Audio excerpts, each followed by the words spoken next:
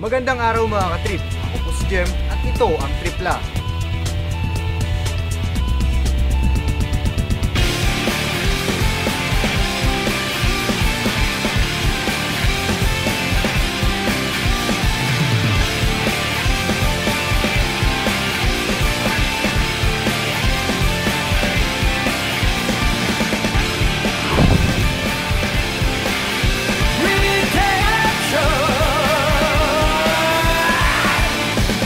Trip lang.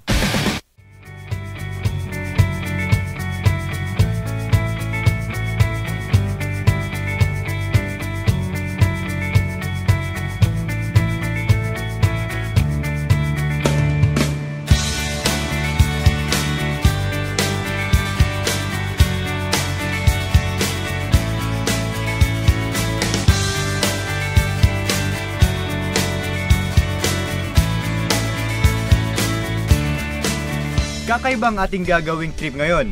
Tayo'y magpipiknik dito sa tabi ng ilog. Ngayon, kasama ko ang dalawang taga-Gako Clock na si Nyem at si Mark Papabol. Ayan, bago tayo magpiknik, bago tayo kumain, manghuli muna tayo ng ating mga iluluto. So ano naman masasabi nyo guys? Masasabi ko lang, tara na. Huwag na natin panangalin. Let's go! Let's go now. Oh, Mark. Kuha tayo ng magpapana tayo dito. Oh, sasakay tayo ng balsa. Yan.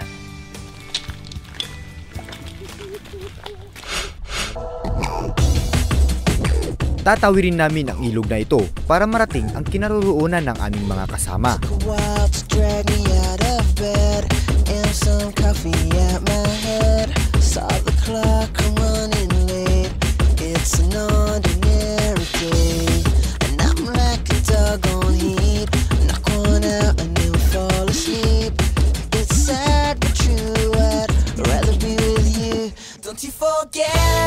Ang ilog na ito ay isa sa mga pinagkukuhanan ng isda ng mga taga-Kawayan, kaya maraming mga fishnets ang nakalagay dito.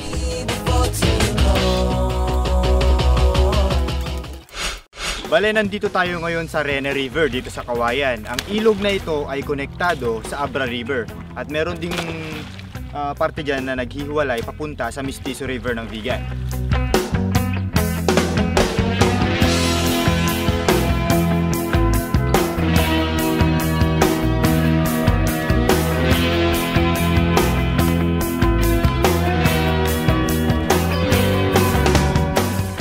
Bale, yung ginagawa ngayon ng mga kasama natin, nililinis nila yung mga makahoy na part at saka tinatanggal yung mga tinik-tinik para siguradong hindi tayo masugatan mamaya sa paghuli ng mga isda at alimango.